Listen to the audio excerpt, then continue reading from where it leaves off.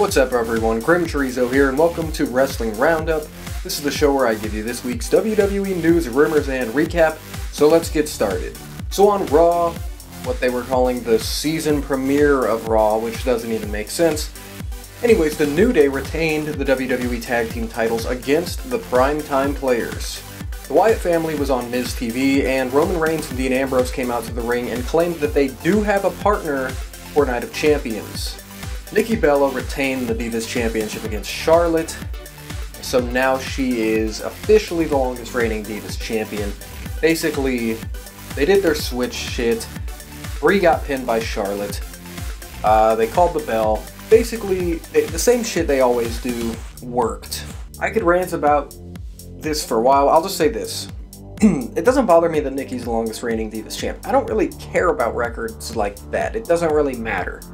It's more of the fact that there wasn't really a story told. If they had Nikki trying to, have to win by the skin of her teeth every week as she's defending the title, because she hadn't defended the title since July at the Beast in the East. And if I'm wrong, let me know in the comments, but I'm pretty sure that's true other than house shows.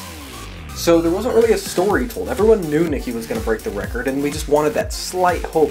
Not even because I don't like Nikki, but just that slight hope that I'd be proven wrong.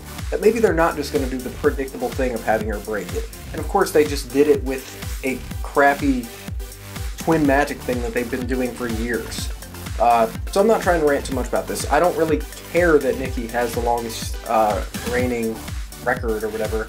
It's because that'll get broken in a few years anyways. It's more of just the fact that how they went about it. There was no real story told. And in the main event of Raw, Sting wrestled his first match ever on Raw.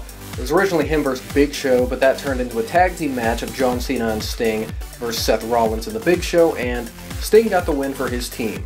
So some new matches have been added to Night of Champions this Sunday.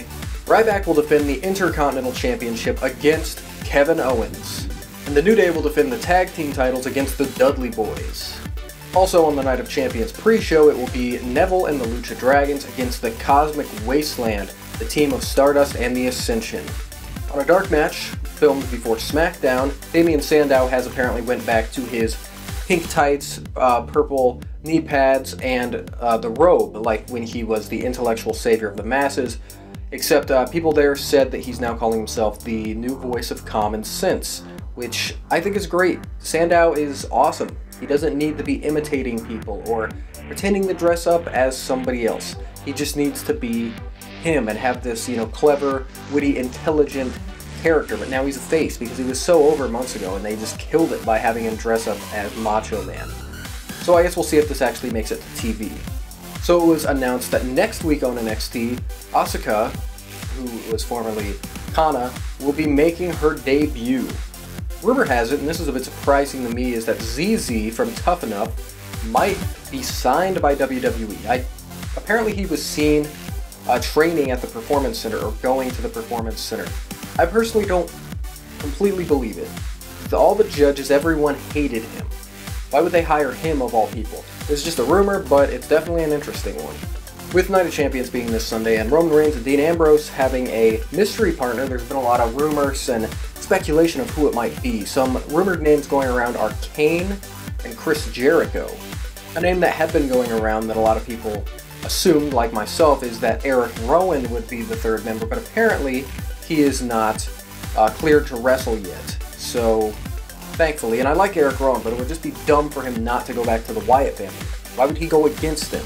But apparently it's not going to be him, so that's good. And another rumor going around is that WWE may have realized that splitting up Rusev and Lana has not been the smartest idea. So the rumor says that Lana and Rusev may be paired back up in the future, which I would love. I've hated what they've done with Lana, specifically. I've hated the whole storyline, but at least Rusev has gotten to show some character development. And we've gotten to see Summer Rae do something. But Lana has just been generic, bland, boring, blonde bimbo. She used to be this in-control, dominant manager for Rusev that was a very interesting and, there wasn't anything like her. Now, I don't really care about her, so I would love her to go back to the role she used to be in. So thank you for watching this week's episode of Wrestling Roundup. I hope you enjoyed it, and I hope you'll come back next week. Also, be sure to check out my Night of Champions predictions, which can also be found here on the Vortex. So thanks again, and I will see you next week.